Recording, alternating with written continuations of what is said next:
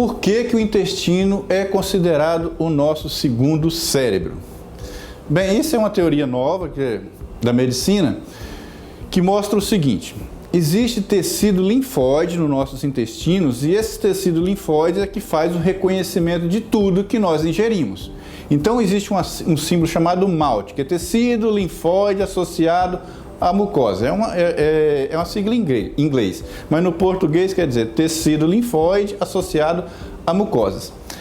Dentro do nosso intestino existe um tecido que recobre o intestino. Nosso corpo é recoberto de pele. O intestino também por dentro é recoberto de pele. Só que essa pele interna do intestino se chama mucosa.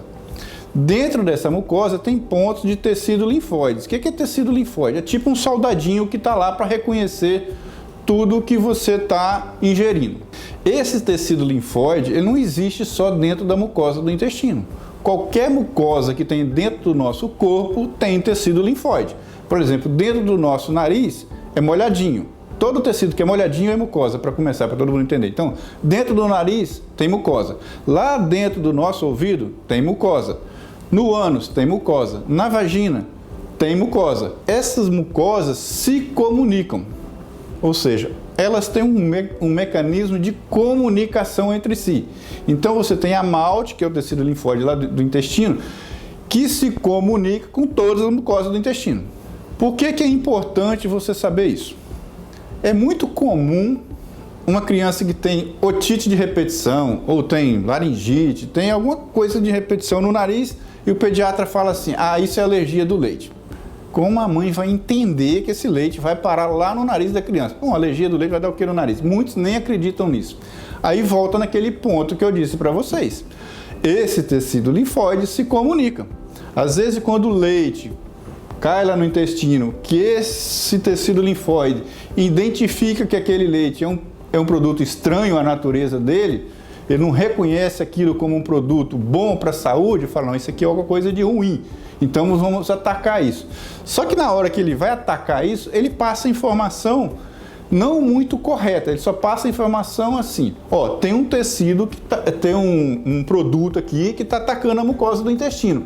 Aí ele reage produzindo alergias, ou vamos dizer assim, ou reações em todas as mucosas do corpo ou em apenas alguma das mucosas. Então, às vezes, o leite cai no intestino, irrita o intestino reconhece aquilo como não uma coisa boa. Não estou dizendo que o leite não é bom, mas naquele indivíduo em si está reconhecendo errado. Mas em vez de ele mandar uma mensagem para reagir só no intestino, ele manda uma mensagem que reage no nosso nariz. Aí a pessoa passa a ter uma sinusite, por exemplo. Isso é que explica, então, às vezes algumas alergias alimentares, alguma coisa que você come que não se dá bem e reage em outro lugar, a pessoa fala assim, está com dor de ouvido, pode ser alergia a tal produto, e suspende aquele produto e melhora.